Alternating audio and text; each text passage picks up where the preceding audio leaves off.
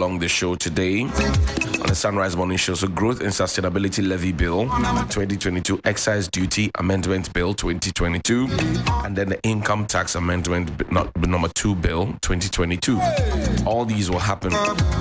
Also, we'll tell you about Fact to Fit because the finale is coming up this weekend. We'll tell you about who has been losing more weight and why it's beneficial for you to join the train next time.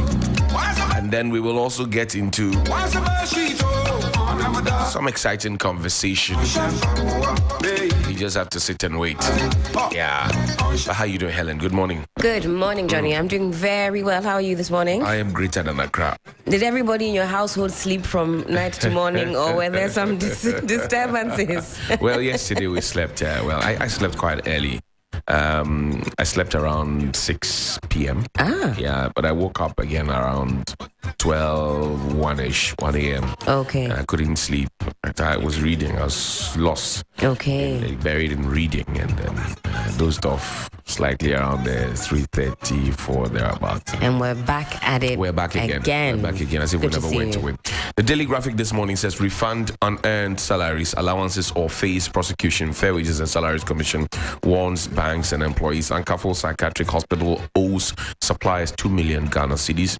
Let's reform political party financing. Former President John Dramani Mahama. Buy a copy of your Daily Graphic tomorrow as we profile Elembele constituency. I'm sure Freddie Blay will make an appearance in there, as well as Dr. Kofi Boa, the leader on the side of the minority. Ministry of Health takes delivery of 500,000 doses of measles rubella vaccine. So it's indeed true that what we got was just for 6 weeks, and we're getting some on the back page. Ghana coach sure of winning starts against Angola. The Ghanaian Times this morning says NIA begins printing of 541,529 Ghana cards backlog. Attorney General holds talks with UK Deputy Prime Minister. Regulate social media online. NMC advocates. Well, we asked Mr. George Sapo, and he says they do not have the facility presently to monitor online. So how we're going to regulate it. We'll get into the detail. Farmers pension scheme takes off. Cocoa Board targets 800,000 cocoa farmers. First phase registration starts in the Ashanti region. Ghana takes delivery of 500,000 more measles vaccines. And the BNFT says pension funds set to invest in real sectors. Investors seek this diversification. Passage of outstanding revenue bills remains critical. Government says so. Nationwide public payroll monitoring begins in April. And the Volta region records highest net migration loss, according to the Statistical Service. And sense not emotional, stay ahead of the news. That's what the BNFT is telling us. Consider cocoa pricing in your legislation. Cocoa Board chief tells EU, and mark to market is not a haircut. That's an opinion by somebody there. Helen? All right. The Daily Guide this morning has this to say. Gonjes hail Bawumia. There's a picture to go along with that. Alan pays for MPP delegates album. UK Deputy PM Lords Ghana's rule of law leadership, and science to humanities ratio improves.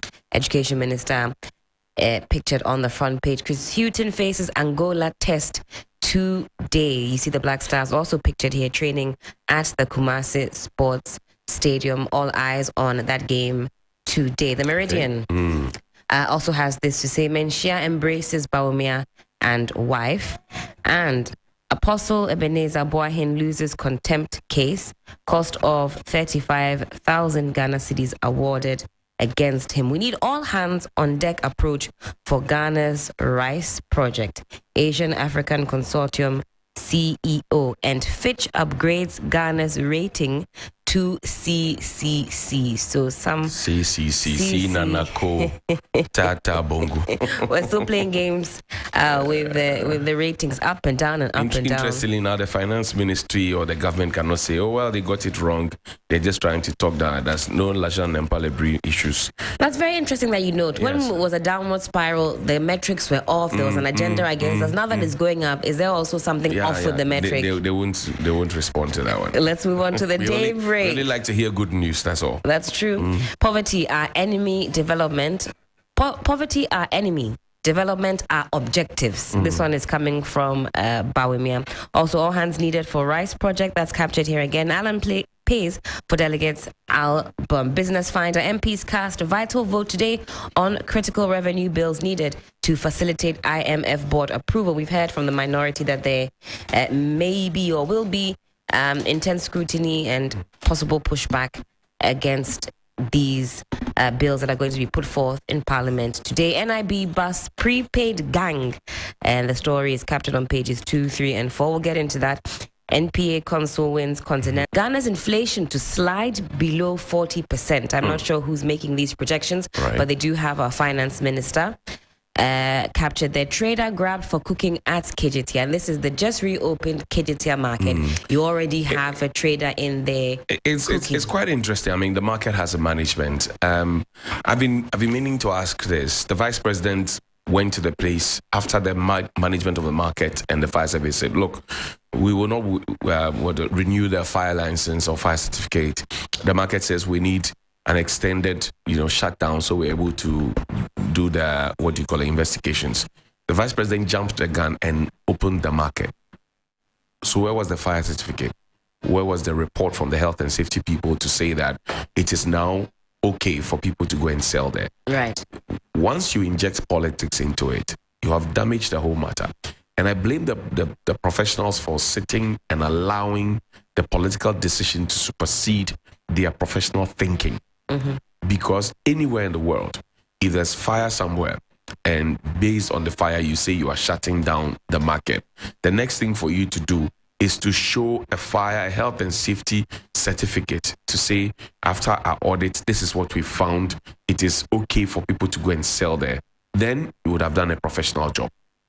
Where was it? On what report did the vice president make that declaration for the market to be open? Politics is going to be forever an issue if we don't look at it with proper lenses. I'm going to even juxtapose this against when we had GRA swooping in Kumasi, trying to ensure that proper VAT receipts were being given, proper tax collection was happening, EVAT, and there was agitation. Next thing you know, they've moved out of the area because, somebody's asking, or, it's not great. Well, refund unearned salaries, allowances, or face prosecution. That's what's on the front page. Fair Wages and Salaries Commission warns banks and employees. The Fair Wages and Salaries Commission has warned legal action against banks and employees detected to be receiving fraudulent salaries or allowances, a practice that is contributing to the drain on the national coffers. The Chief Executive Officer of the Fair Wages and Salaries Commission, Benjamin Arthur, gave the warning ahead of a nationwide payroll monitoring exercise.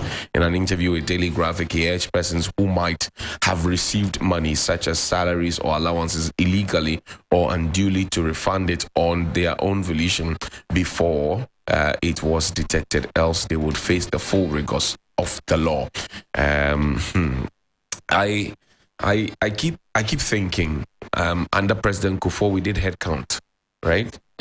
Under President Kufuor, workers who were beneficiaries of government, who were taking their salaries from government, were made to come and be counted one after the other. Workers under President Kufuor, we had what we call the head count. Right. Then we moved on to the biometrics under Mills, Mahama. We did the biometric registration, where we even went to the point where SNIT had to come into the picture for us to often then get the for her to get the biometric registration for SNIT and all of that. How is it that we do all these things? You have a supervisor that you go to work to every morning, and yet we still have ghosts living among us.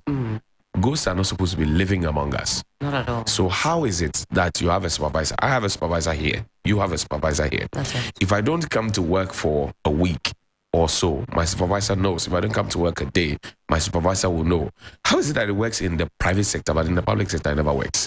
And you have a ghost drawing salary. Ghost name. Yes, ghost drawing salaries. How?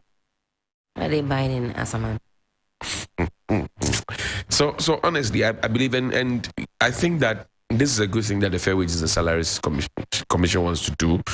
But then again, it doesn't negate the fact that if you have received money wrongly, you should be left off the hook.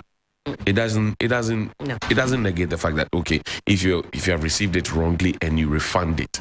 So I received it 2 years ago and I'm quick enough to go and refund it this year. It means that then I am off. The value is only even the same. I committed a crime, time value of money. If it's a crime today, it's a crime yesterday, it's a crime tomorrow. That's right. So they should stop saying what they're saying, that, well, if you what do you call it? If you refund it, then you will be spared. And then if you don't refund it, you won't be spared. Money taken today and money taken yesterday are still money. That's right. And it must be accounted for properly. I think so. I agree. I honestly think so. Anyway, William, good morning. How are you doing? I'm greater than Accra. William walked in with some swag. Some Superman. Yesterday was World Happiness Day, so we discuss happiness. Every day is Happiness Day for William. Are we Small happy? rub of news. The pressure be massive, man. Are we happy? Why, William? What happened yesterday? Nothing happened, but today. The usual. Good to see No, you. what you go do, Charlie? How we go do They don't broadcast, no be easy. Well, this one here is talking about rice. All hands needed for rice projects. We've been talking about cutting down on our importation bill. I know rice features very heavily on that bill. They say, Ghanaians, you have a taste for the exotic and the foreign. Whose fault is it? Have we just decided that that's what we like as a people? Does policy intervention play a big role? Should government be dictating to us what our tastes should be? Because, we don't want to carry on with this bill, but every time I listen to government communicators talk about a high import bill, they say, as a country, that's just what we like. We have an acquired taste for foreign goods. Well, the acquired tastes notwithstanding, I think we've not been intentional about it. Because the gentleman who sorted out the Nigerian problem, if you go to Nigeria now, their rice thing is sorted out. That's right. I think he was the deputy minister of Agric. We met him here at the Agric Forum last year. He told us the story. He said, look, we're ready to do it, but the intention, government support. So he got frustrated and went to Nigeria and he helped them to fix their rice problem. Because it's a staple that is taking every day. So if it's going to help us to cut down on our import bill, why wouldn't we do it? Yeah. This conversation about rice, we've been having it every day. All the time. Yeah, because if the local rice, we have a way of, polishing it, because first we're talking about the cleanliness of it, we have stones, but it's improved. Very much so. This Christmas, we had a lot. I couldn't mention. Abena rice, Nana rice, Pectra rice, AVV.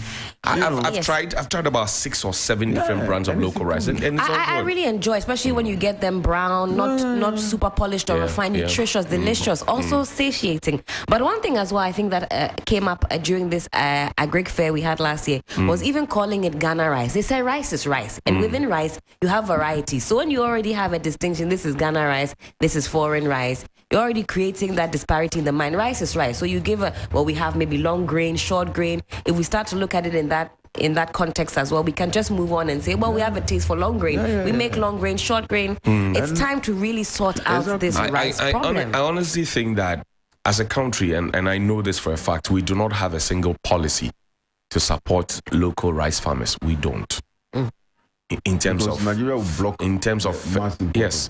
In terms of fertilizer, we don't. In terms of selling utilities to them at the same rates, because if you're trying to grow an industry, you need to give them some cushioning. That's right. Water, they buy water at the same rates.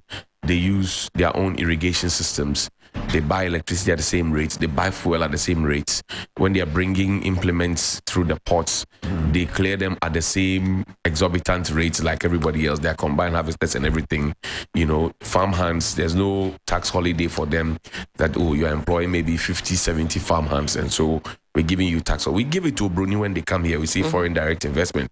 When our own people want to do 50-acre, 70-acre rice, projects, we take them money as if they are not doing anything to support the whole country. Maize, same. So we are not intentional about the policies, because the policies are even non-existent. And so we are interested in importing because, again, there are people who are beneficiaries of these importations and people who are sponsors of the various top political parties. within it's not a secret anymore. And it's not a joke too. It's not a joke. The imports that are increasing, the imports, we are importing everything, especially rice and chicken and maize for the poultry farm. If we're able to sort that thing out, this perennial IMF visits will cut, because the food, food is basic to the sustenance of life, and we're always importing huge amounts of food. We're even importing tomatoes, and the last time the figures were put out, it was amazing, and we're importing tomatoes to the tune of billions. To the tune of billions from Burkina Faso, from Togo, from other places. Because if you listen to the likes of Anthony Morrison, Agribusiness Chamber CEO, he'll tell you that the quality of tomatoes we grow here, abysmal. Water content, almost 100%. You don't get any fiber, any nutritional value from the tomatoes that we grow here. He'll tell you about the support for even seedlings, research into the best seedlings for our soil. Just when I talk about the poly crisis, this is what I mean. Government had tinkered with the idea of, I've forgotten what date they gave us. They said around 2020, we're going to stop importing rice by either 2022 or 2023. Please. When you say that, in 2021, we had the deputy agric minister come to tell us 2 times that we had banned the exportation of cereals. You remember that? When we couldn't. You remember that 2 times. If you had the thing in abundance, and it was in that same year that the president stood in parliament and said, we now export those things. If you were exporting them, you had so much that you were exporting, why ban the exportation of those things? It just doesn't make sense. And the conversation is that go to the warehouses and check. The warehouses are almost empty. Now, if I am a local farmer, a commercial farmer, and I have, say, 100 acres of rice field, and I harvest my rice, I have used my own fertilizer, used my own labor, paid for my own water, paid for my own electricity, paid for everything at the normal price that everybody's paying for. And the local market here sees my rice to be expensive. I will export it to whoever would want to buy at the price I am willing to sell. And I'll make my money because I'm a businessman. I want my money back. So you can't tell me to price my rice as low as the one who is importing the rice, which is sometimes 10, 15, 20 years old. Because the local rice that we plant here, because there's a high demand for it, is always fresh. The rice that we bring, which is why if you add too much water to it, it becomes soggy. But the rice that is imported here is rice that's been kept over time. And they get a lot of subsidies. Chicken that is kept over time. Wheat that is kept over time. Oil that is kept over time. Sugar that is kept over time. And they bring it here and we buy it. And they get a lot of, like, let me say, subsidies. They go to even the 15% fertilizer subsidy for small-scale farmers, which the government says is going to give them. The fertilizers are not even available for them to be able to buy at the 15% subsidized rate. So the likes of Minta Kando, what's his name? Apia Kubi, all those people, Mutala Mohammed, all those people, big guys who are into farming, they have to sweat it out from tilling the dirt, planting the seed, to harvesting, to even storage. Because even the government warehouses where they have to go and store the food, they pay for it by day. By day. And all the state silos are dead. If you go even just industrial area here, when we had the food distribution corporation storing their foodstuffs, that company died and all the silos are just standing idle. So basically it's an intention thing. Dr. Akoto gave himself high ratings when he talked about his stint as agric minister. I want to say good morning to the man. When he was asked why he wanted to be president, he said he was to be the flag bearer of the party. When he wants statistics for planting, he's giving the numbers from his wife. Charlie. When the statistical service is there, he's giving us kitchen figures. Kitchen data. But he didn't even give us the full compliments of the data, because we kept asking that particular market, we too would like to go there. Then he started planting for food and drug market. And here we are. Jai. All right, brilliant. We've done the headlines, but over to you for the details. Right. Well, so yesterday, Nana Ajantoa sent me something. I think they have, the CPP has its a release. They want to start their election of flag bearer and then other things, say when they are in opposition, but they have always been in opposition. And this is dated 21st of March 2023, Convention People's Party press release, CPP flag bearership elections. At a Central Committee meeting held on the 20th of March 2023, the Convention People's Party has determined to hold its flag bearer elections by the 12th of June 2023. This is in accordance with the Constitution of the Convention People's Party, which states that when the party is in opposition, it will elect its flag bearer 2 years before the general elections. The decision to go by the constitutional provision was overwhelmingly agreed to by members present at the Central Committee, which is the highest administrative decision-making body of the party. In this regard, a Congress committee to fashion out and put together modalities as well as oversee the flag bearer elections was formally formed by the Central Committee. The members of the committee are Comrade Wing Commander Patrick Sokbojo, retired Comrade Nana Yachimpem Janto as General Secretary, Comrade Yirimambo Moses Ambing, Comrade Emmanuel Opariado, Comrade Nanamreku Tumi, Comrade Godwin Opariado, Comrade Felicia Akoli. We encourage all qualified members who are desirous to lead our great party to win the 2024 elections to present themselves forward when nominations are opened. The party also at the Central Committee meeting affirmed its commitment for the reorganization and elections and to be held at all levels of the party structures in due course, polling stations, electoral areas, etc. The CPP in due course will update our stakeholders and the party at large on the roadmap to CPP flag bearer elections and the reorganization of the party. Forward ever backward never. Nana Chimpim is the General Secretary when they are in opposition to the party. So for the CPP, suffered a lot when we moved from the if you like military dictatorship to parliamentary. If you like the Fourth Republic. Yeah. Because the two major parties literally shared their properties, MPP, and then to the point where the CPP chairman actually cross-coupled to MPP and became MPP chairman. Yeah. He was at the point, he wasn't chairman. I think he was one of the deputy speaker. Yeah, the first deputy speaker. Yeah, top. Freddie Blay. Left. He was the Elembele Mugabe, if you will. Yeah. And the Nkrumahs, we see them all around the MPP and NDC. Even the former president has said openly that he's an Nkrumah, that's President Mahama. So we are looking at a situation where people like Papa Kwesi Ndum could have stayed on and then, helped to build the CPP. Unfortunately, he also left and formed the PPP. To the point where when we had the election, PPP did so well, I think they came third. Yes. As against what the CPP did. Yes. So we are just praying that among themselves, somebody would be assigned if the person gets the election, or somebody can emerge, and then lead the CPP, because we really need a third force.